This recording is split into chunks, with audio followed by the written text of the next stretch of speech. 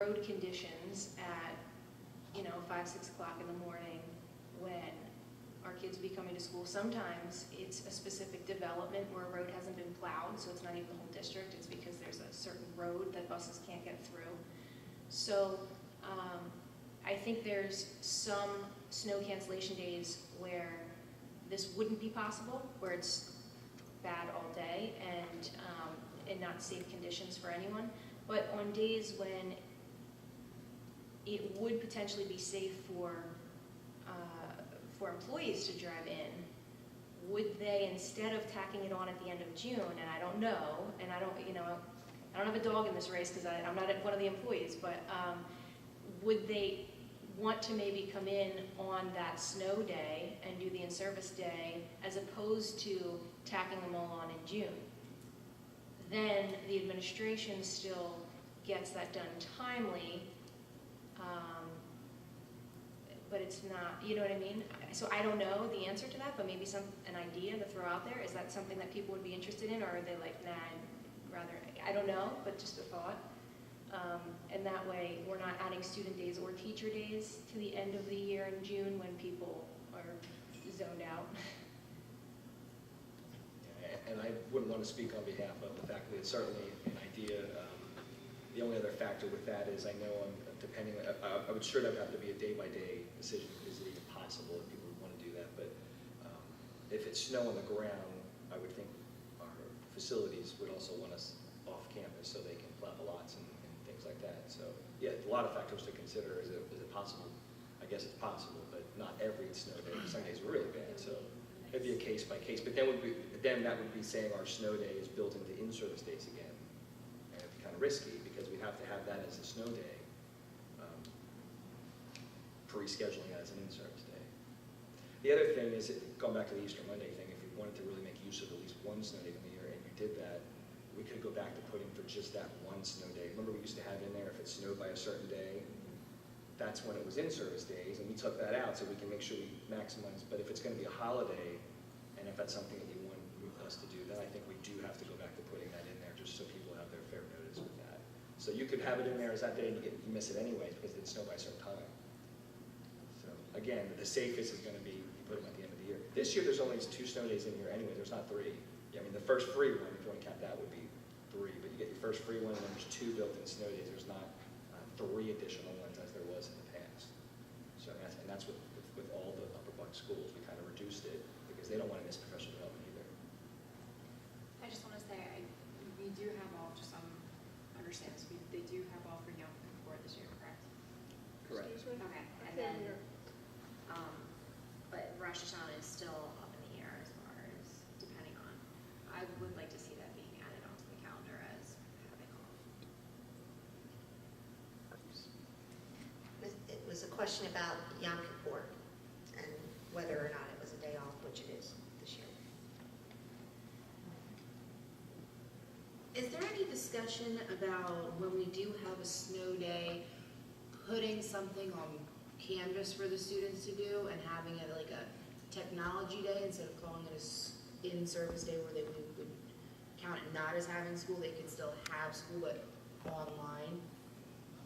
Is that a possibility? Or like open without transportation type of a day, if you can get here, it still counts as your day, you don't have to make it a ran out of air. So I'm not aware of the second one, but as far as the other option, it hasn't been discussed in at least the 4 years that I've been here. I know Katie's speaking to, and the Philadelphia school system has had that discussion in the past. Sure. And so is it doable? Yes, because some schools have talked about that. Here at Pembridge, I'm not aware of that discussion having taken place, at least in recent years. Sure. Back in the day, Penridge used to be open without transportation. So it didn't count against you. If you could get here, you got here. Safely, of course. But that way, we wouldn't have to be making up days or adding days on. My only other concern is, why don't we have off for Veterans Day? That seems of higher priority than, say, I'm not going to say higher priority, but I think that would be a day that most people do have off. And I'd like to see that. I actually asked that question before, and it's because they said that it's because our schools tend to do things for our veterans, and so if we weren't in school, we wouldn't be able to have those opportunities. I know there's something that they do combine and do at Palisades for our veterans. And so if we had off that day, we wouldn't be able to do those kinds of programs for our veterans. So that was the reason that in the past that was given to me. Last year they had a Veterans Day service at Central. It was very nice. Yes, I was there. It was very nice. I was just wondering why we didn't have off Veterans Day. If that is the case, and that's well received, that's fine with me. I was just curious why we didn't have off on Veterans Day. But I would be interested if it is a possibility to have that conversation about like a technology day where they've just learned on their laptops or an open without transportation. If it's a possibility, if it's feasible.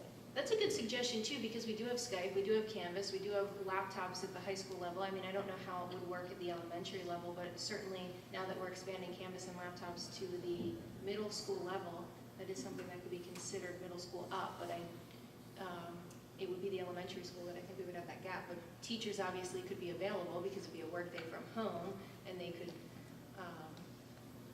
communicate via the internet. And is that something that we add after so many snow days? Like, let's let them have fun in the snow the first 2 or 3 Thank snow you. days, and then I maybe wanna if go it's on a the crazy record. blizzard winter, Yeah. it's like day 10 or something. Then you could do a Then school you do day. the online school. Children out there, I want you to know Mrs. Cullen is not in favor of making you work. But I do like that idea, that if you have because there are those years like 93 or whatever year that was with the big blizzard, okay, fine, but I'm a big believer in having, a fun snow day, so I would want to be careful about what we did there. Well, a couple things to your benefit then. First of all, it would be a contractual issue, so we would need to obviously negotiate that with the teachers, as well as the state has a pretty hefty approval process for getting that kind of curriculum approved. So to put that together on the fly is something that would be almost impossible. So then to plan it in advance and then to know when you would need it and what it would be, I'm not sure how meaningful it would be from that standpoint. I also want to say that as we're having conversations about transportation, open no transportation, or talking about holding in service days, I'd be really, really hesitant to put any plan in place that says it's not safe for kids to be on the road and ask our adults to come in to be on the road, unless it's something that we really look at and say it is so crucial that we do that. I think part of we are a kid business, and so obviously there are lots of people who work on snow days. I'm not suggesting that there aren't lots of businesses that are open, but we're not one of those. And so I think to turn that around and say we have expectations that our staff come in and drive on those days where that's the main reason we're making that determination, I think it's something that we just need to be very, very careful about from that standpoint. Can I just add, is this something, because I feel like by the time this calendar gets to the Act 48 committee, it's pretty far along at that point. Is it possible to have these discussions in that committee? Because that's where all these kinds of ideas could potentially be thrown around about, hey, would you rather have built-in snow days, or would you rather not have built-in snow days? I don't know, but maybe that would be something to talk about in Act 48. I think one of the things that's really possible is to put together different draft calendars and kind of say, here's what it would look like under option 1, option 2, option 3. Weigh some of these main situations that you're talking about, right? Embed it with the Jewish holidays.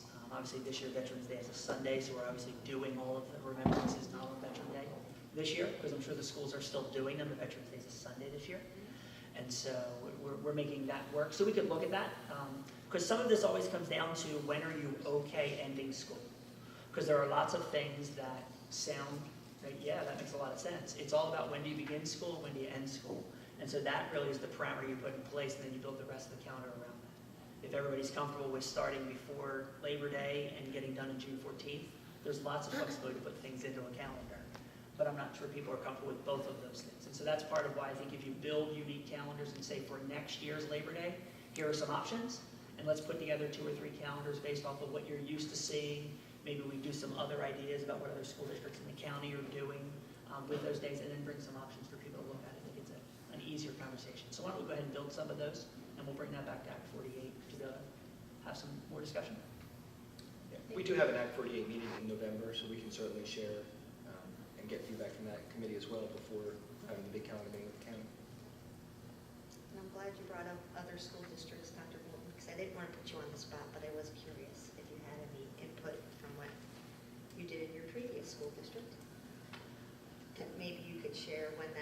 process takes place in the building of the different drafts? Well, the timing of the calendars are pretty similar in school districts in that the calendars are often approved in that January to March range, depending on how simple the process is.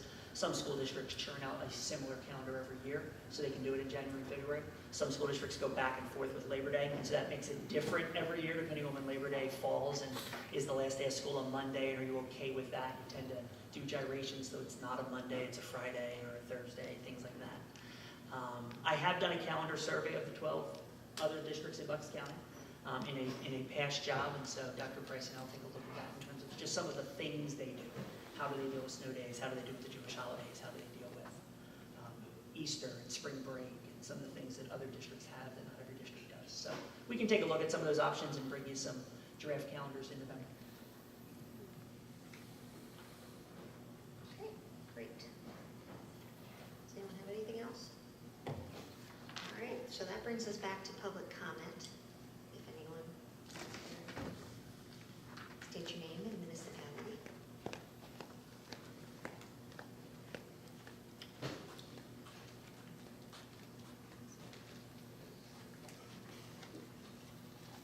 Good evening, Diane Herring, Hilltown Township. Allow me to be the first person ever to tell you Stabler is not it, not the way it's currently set up, okay? I find it disingenuous also to not tell everyone here and on film that the kids pay for those screens. That big video production, that comes out of the student's account. That comes out of their fundraiser money. $4,000 a year. The kids pay so their mommy and daddy get to watch them. I kind of find that disingenuous, as I said, not to be fully transparent on that expense. Secondly, the lack of planning at Stabler surrounding disabled and elderly is insufficient. The line for the elevator takes 30 to 60 minutes because it's limited access. There is no floor access. If you were in a wheelchair, the only way to the floor is through either the stairs or the elevator. I've suggested in the past, and I'll continue to suggest, if we are going to look at a facility that is indoors, that we perhaps entertain the facility in Allentown, which a number of school districts have moved to, simply because the seating arrangement in Allentown is much more conducive. In Stabler, a third of the attendees have their backs to the kids. The kids sit on the floor facing forward, and the third of the arena stares at your kid's back. The only time you get to see them, and you are the furthest away from the stage, is when they walk across the stage and they're up on the screen. But you don't actually get to see your kid because all you have is rows of green and white sitting down there. So unless you've organized it with your child to know exactly what row and where, and they wave at you when they sit down, you really don't know where your kid is if you're sitting in the back of that arena and Stabler.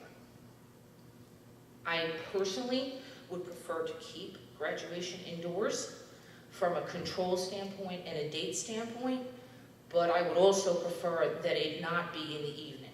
I would prefer to take a morning or a Saturday, either way, simply for one reason. We bus the kids up there. It's 4 o'clock in the afternoon. By the time they get done with a reasonable length ceremony, there's nowhere to take your kid to eat that even gives them the opportunity to pat them on the back.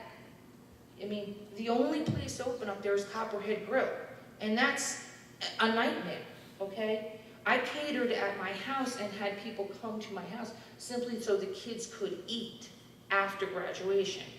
And the other thing that happens is we put no stock into the fact that our band is there performing of their own accord.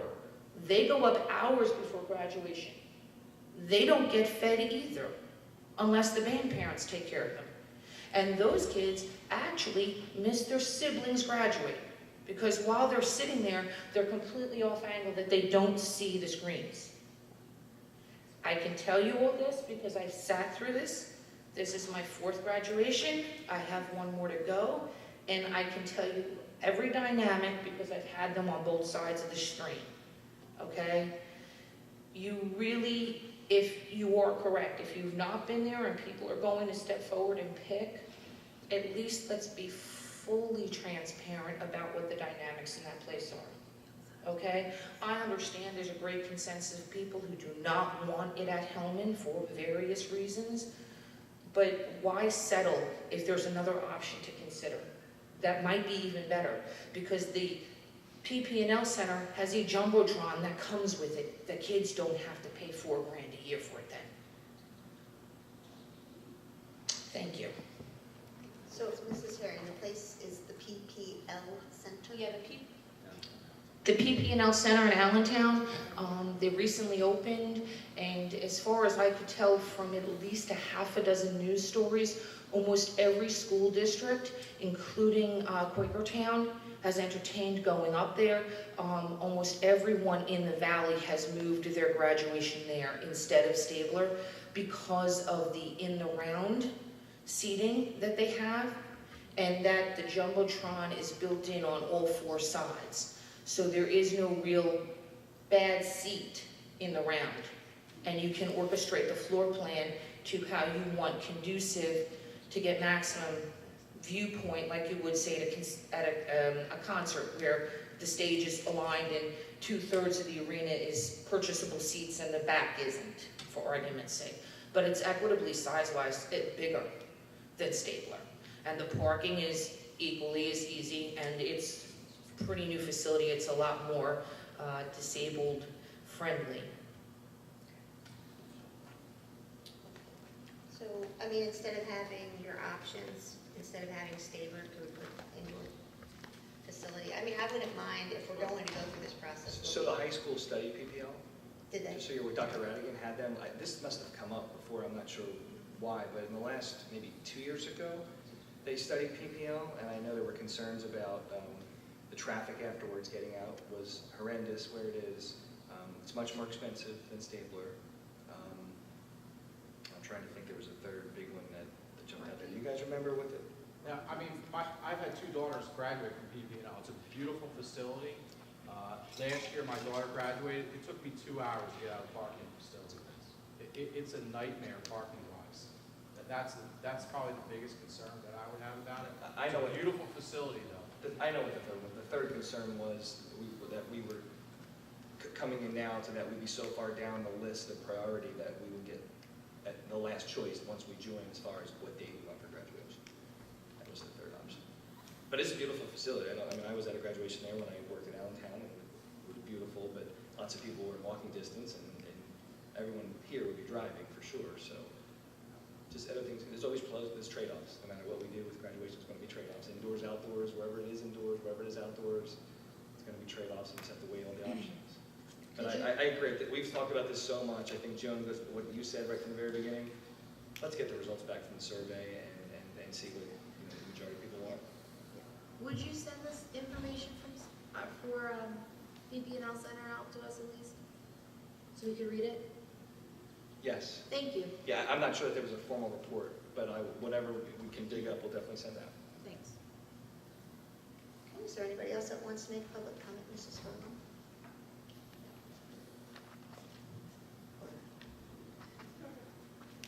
So just state your name and municipality. You have to turn the microphone on. Here. Yep. Hi, I'm Morgan. I am Morgan DeWitt. I'm Hilltown Township, and I'm class of 2020. And I'd like to say that Stabler has been, Penridge doesn't have a home. Home is where our classmates are and where we all just get together and be as one. And we do that at Stabler. We've done that at Stabler for many years. And I think if we change that, kids won't like it. It's not about anybody else. It's about the kids. It's not about, oh, well, I want this for the future. Well, this is what the kids want. We've done this for many years, and it's never been a problem. Everybody loves Stabler. From my point, I've been at a graduation in 2017, and it was one of the best graduations I've ever been to. And you can see everything crystal clear, and it's just It's an amazing stadium. And I think if we move that outside, people are gonna be very unhappy. And nobody's gonna wanna come to their kid's graduation. And it sucks, but I think that if we keep it at Stabler, we're not going out of the way for expenses. We're keeping our normal expense trailer, whatever you want to call it, and you're not, it's home. It's where we've always been. So, Thank you. Mrs. Furlan, did you still want to make a comment? Yeah, briefly.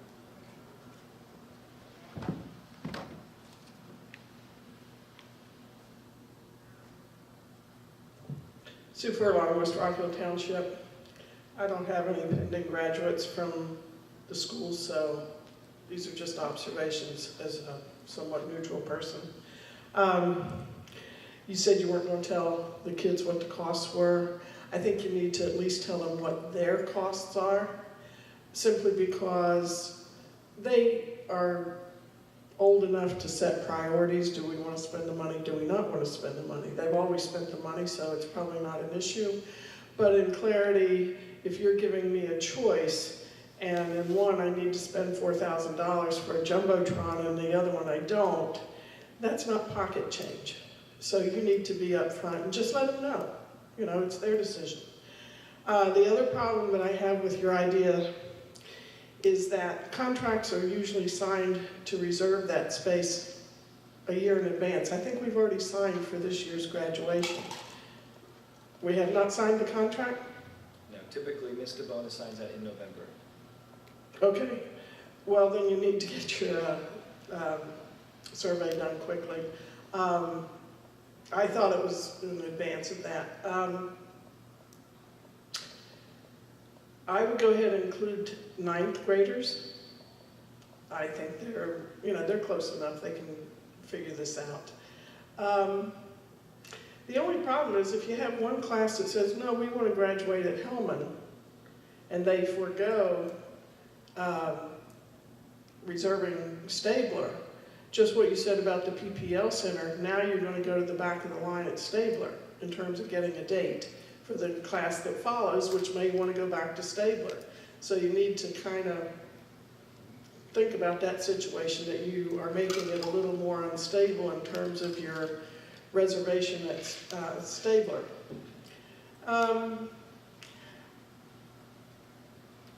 When you're choosing days of the week, if I'm from out of town, my grandchildren, I have no local grandchildren.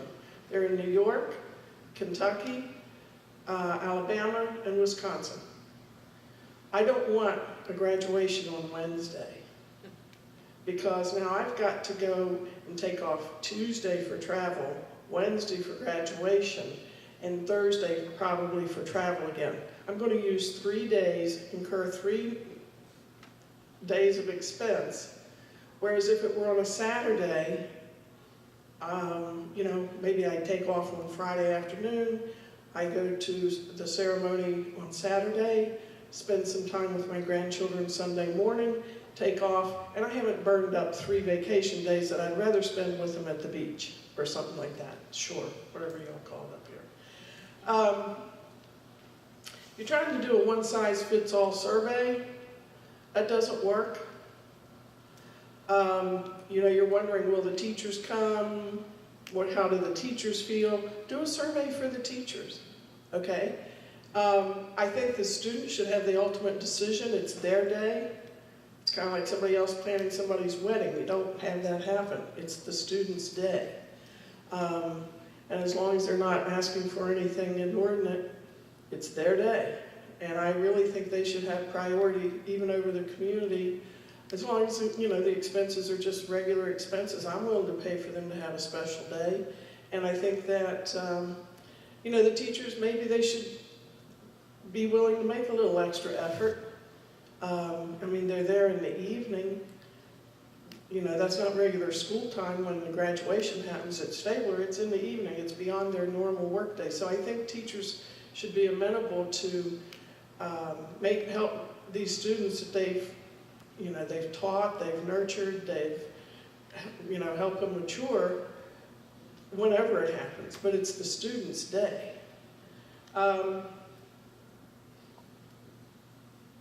The other thing that I had a question about, and this is, okay, I'm done with graduation.